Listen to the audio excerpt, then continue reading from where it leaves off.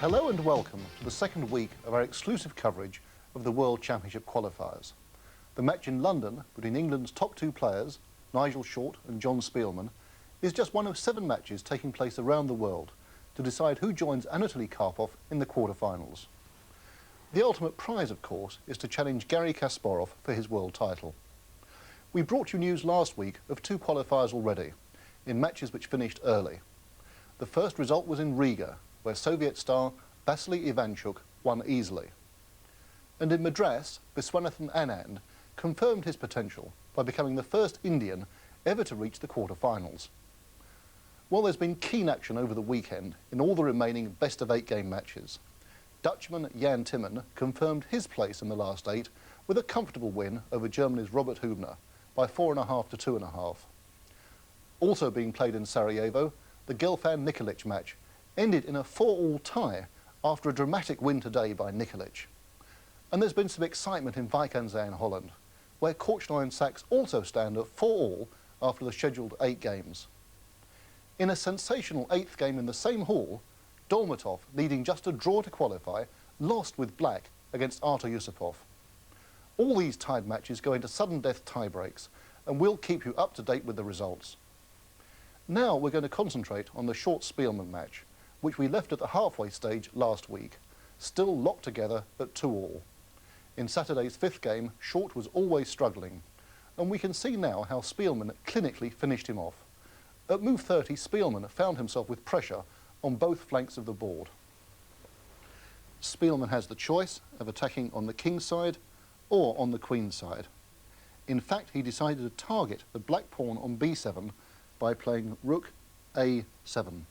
The threat is just to take off the pawn. Short parried with knight f6. The queen defends his pawn, but now in swoops the white queen with a double attack against the pawn, which simply can't be met. So Short had to get his king out of the firing line. King g6. The white queen took the pawn, and of course Short can't trade queens because the endgame, a pawn down, would be hopeless. He tried a counterattack, queen to c5, threatening queen takes the white pawn on f2 check. But Speelman wasn't to be denied. He continued remorselessly, queen f7 check. The black king has to scurry away to its last remaining square, h6, and white simply stopped the threat. Short tried his last trick, queen to b4, attacking the knight, but this is an irrelevancy. Speelman played the very powerful move, pawn to g4, and Short resigned. Why did he resign? The pawn on g4 takes away the h5 square for the black king, so the threat is queen g7 made. In fact, after g4, black only has one move. He has to play knight takes g4, and then queen takes pawn on h7 is checkmate.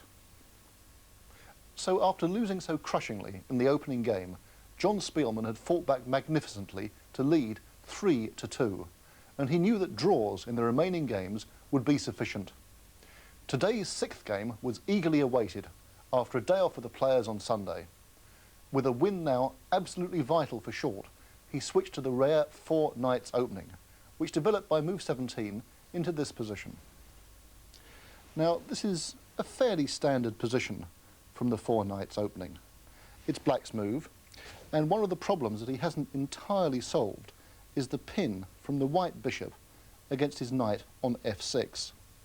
On the other hand, if he can break that pin by playing the move g7 to g5 at some moment, he may start a dangerous avalanche of his kingside pawns with which to threaten the white kingside fortress.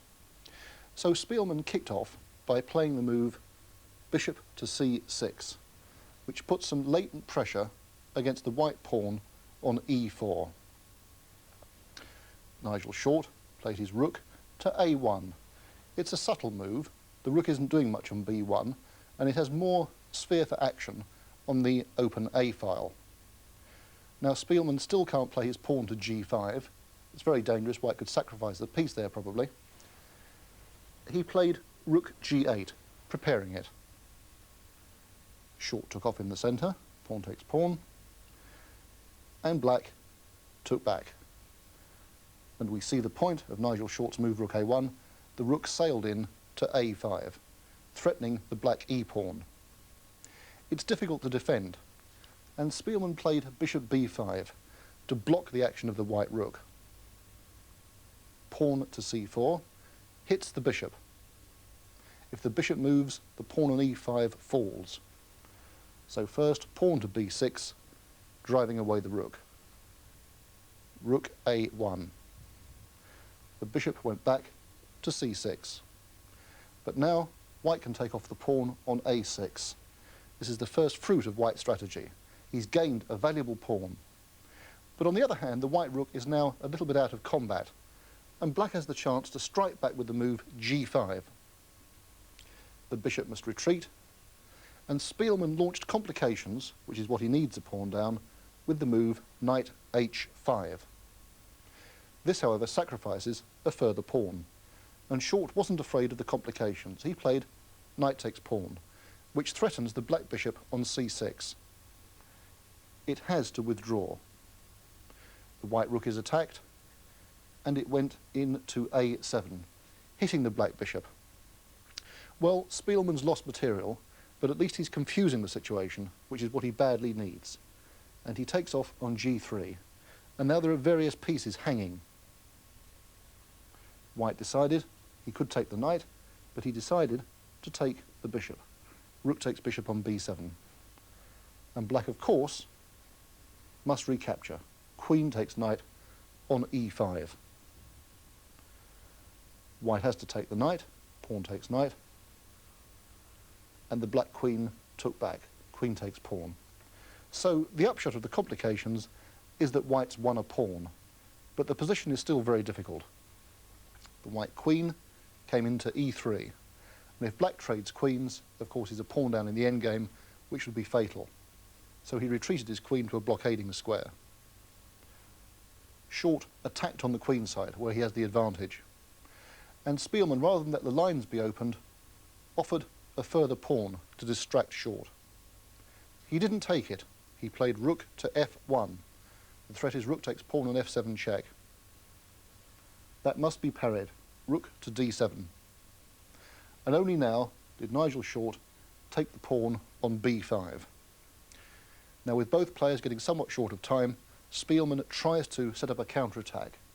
First of all, pawn to c6 hits the rook, which naturally goes to b6, attacking the black pawn on c6. Speelman defends it, rook to g6. And Short not unnaturally advanced his queenside pawns. That's where he can make at least one, maybe even two passed pawns and perhaps get a queen. A safety move from Speelman. Queen into f3. And yet another pawn sacrifice. Speelman is really treating his pawns in cavalier fashion in this game. Short seized the further gift. And he's now 3 pawns up. But here comes the point of Speelman's counterattack. Queen to d4 check. The white king went into h1. And pawn to g4. Speelman is hoping somehow to trap the white king in the corner. The white rook went into b8, threatening queen h8, mate. That must be stopped. Rook to d8. White now played rook to b7. And Speelman came up with a diabolical trick. The position looks hopeless for him, but he played queen f6, putting his queen where it can be taken. But this is the diabolical trap. If rook takes queen, rook d1 check, king h2, g3 is checkmate.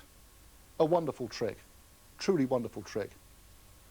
But Nigel Short is not having any of that.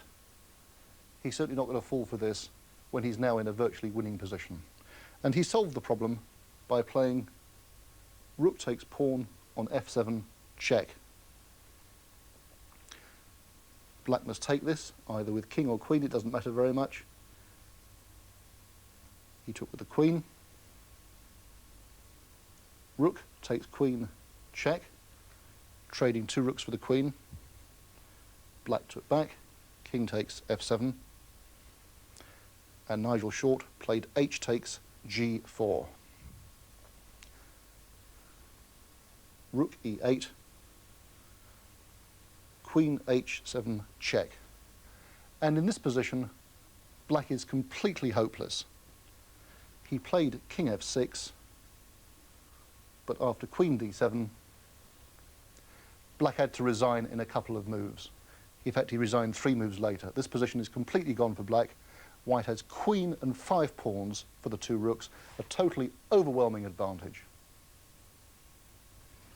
The seesaw nature of this important match continues. Just 2 drawn games and 2 wins for each player as they reach 3-all. So you should make an appointment to join us again tomorrow, where we'll be looking at game 7 in this exciting clash. For now, from the Thames Chess team, it's goodbye.